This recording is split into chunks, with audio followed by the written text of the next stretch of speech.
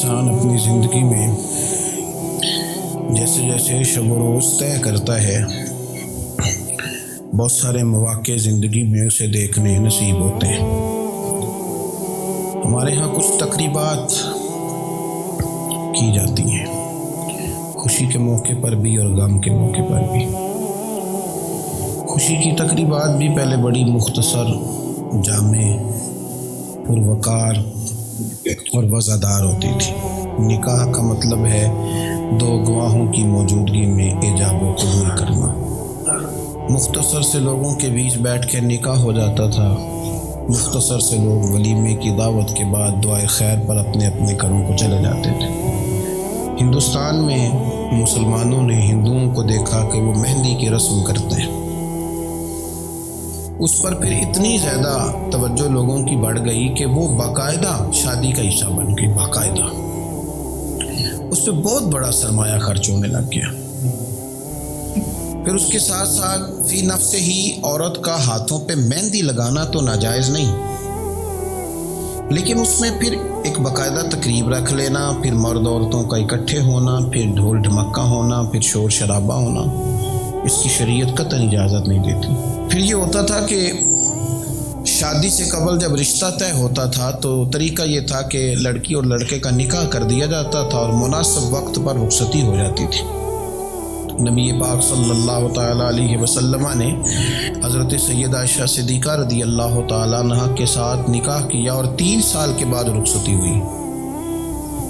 چلے بعد میں لوگوں نے اگر نکاح نہ کیا تو پھر کہا کہ نسبت طے کر دی ہے۔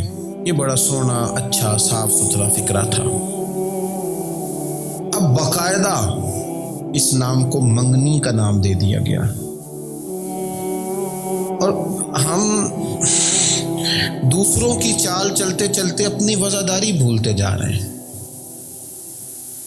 دیکھا دیکھی نا لوگوں کی، دیکھا دیکھی۔ میرج ہال کا تصور صرف اتنا تھا کہ اب آبادیوں میں جگہ موجود نہیں ہے تو باقاعدہ ایسے ہال بنا لیے جائے جن میں نکاح آسانی سے ہو جائے، لیکن اب تو مہنگے سے مہنگا ہال، اس میں پھر سہولیات، پھر اس میں آسانیاں، پھر کھانے کی بھرمار اور مختلف ڈشیں۔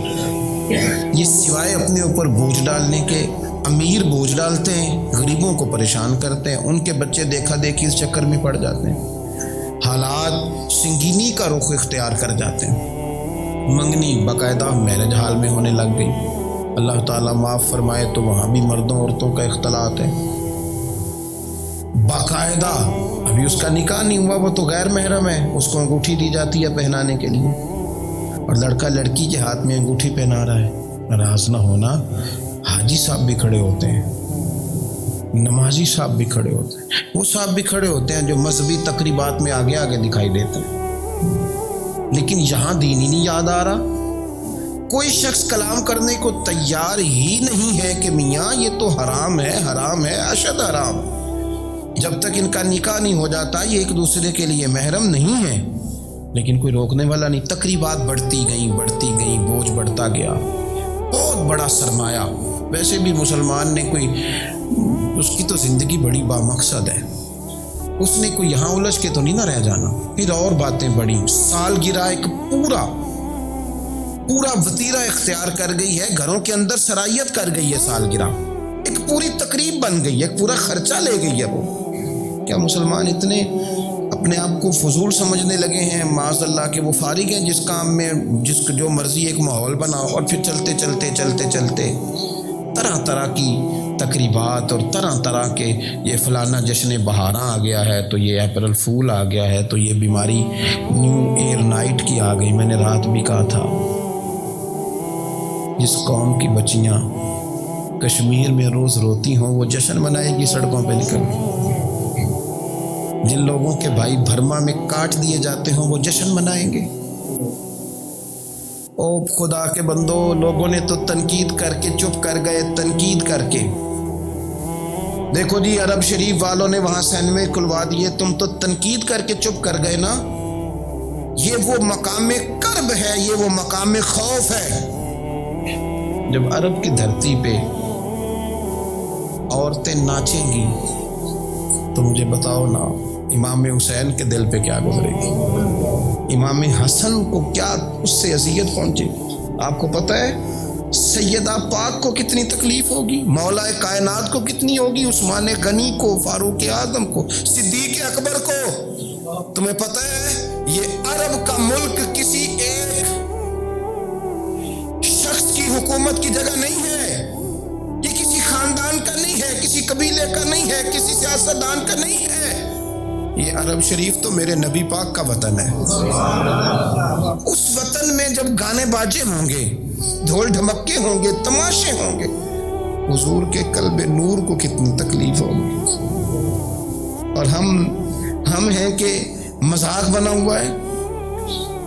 کہاں ہیں وہ لوگ جو روز کہتے تھے موویاں بنا کے غریب لوگوں کو پکڑ کے کہتے تھے یہ فلانی غلط حرکت کر رہا ہے, یہ فلانی. تمہارا فتویٰ غریب کے حق میں اور ہے اور امیر کے حق میں اور ہے. اب بھی تو کوئی 2 ویڈیو بنا دو نا کہ یہاں یہ ظلم ہو رہا ہے. اور جب سال گزرے تو قومیں اپنا حساب کرتی ہیں, اور میرا اور آپ کا سال وہ گزر رہا ہے جہاں قرضہ زیادہ لے لیا گیا ہے, جہاں قومیں گروی رکھی جا رہی ہیں, جہاں ہمارا ہر پیدا ہونے والا بچہ مقروض پیدا ہوتا ہے. لیکن مزاج بن گیا نا بس مناؤ, جو ملتا ہے اسے مناؤ. یہ کس نے شوق پیدا کیا ہمارے بچوں کے اندر روز شادیوں پہ جانے کا, تیار ہو کے جانے کا؟ کس نے شوق پیدا کیا؟ بڑوں نے. نہ مانے بزرگ, بڑوں نے شوق پیدا کیا. ہم نے ابلاغ اس طرح کا کیا, کدی موقع آنا ہوں ہے, موتے بھی نہ جائیے, ورنہ ہمارے بچوں میں شوق کبھی نہ آتا. ہم نے ابلاغ کیا ہے, ہم نے توجہ دلائی ہے. بچے چھٹیاں کر رہے ہیں, یہ ہم پریشان ہیں ان دنوں میں. پیپر بچوں کے قریب ہے مدرسے کے, اور چوتھے دن کو بچہ درخواست لے کے آ جاتا ہے فلانے کی شادی ہے, فلانے کی شادی ہے. میرے ابا جی کہا کرتے تھے, تھوڑے سے ہم بڑے ہوئے تو ابا جی شادی پہ جانا ہے تو کہتے تھے جوان منڈے دا کی کام میں ویاہ مت جانے دا, ہم جائیں گے نا تمہاری اماں جائے گھر رہو آرام سے. ہمارے پرانے بزرگ اس طرح کی تربیت کرتے, کہتے تھے تمہارا مطلب کیا, اس شادی پہ تم نے کیا کرنا. اور یہاں سارا کام ہی بچے اور بچیوں کو دے دیا گیا, بچے اور بچیوں کو, اور تیار کر کے نہیں جاتا. کسی خاص جگہ پہ کوئی مجبوری ہو جائے, قربت اتنی زیادہ ہو کہ رہا نہ جائے, تو کبھی نکاح پڑھانے کے لیے جاؤں نا تو بس میرے کانوں سے آواز ٹکراتی نہیں, لیکن میں سمجھ جاتا ہوں کہ کیا باتیں گونج رہی ہیں. اور پردہ ہی کر لو تھوڑا سا. وہ کہتے ہیں پردہ, یہ بچی کے نکاح کی مووی نہ بنی تو فلم ہی نہیں مکمل ہوگی. اس خوشی کے موقع پر بھی آپ یہ کہہ رہے ہیں کہ لو جی پردہ کرو اور دوپٹہ لو, تو اتنے پیسے دیے وہ بیوٹی پارلر والے کو, وہ کدھر جائیں گے؟ کون ہیں یہ لوگ سارے؟ میں اور آپ نہیں ہیں, ہم ہی تو ہیں یہ سارے.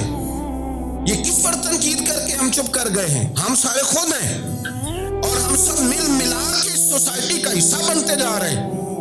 اب تو بھائی وہ مہنگے میرج ہال کے اندر جب میرج ہال لیا جاتا ہے تو ایک سمت عورتیں, ایک سمت مرد, اور بیچ میں پردے کا بندوبست بھی نہیں کرایا جاتا, چونکہ یہ تو دکھیا نوس لوگ ہیں جو پردہ کراتے ہیں. وہ کہتے ہیں لو اتنی تیاری کی, کپڑے دکھانے کس کو ہیں, تم پردہ کرا رہے ہو.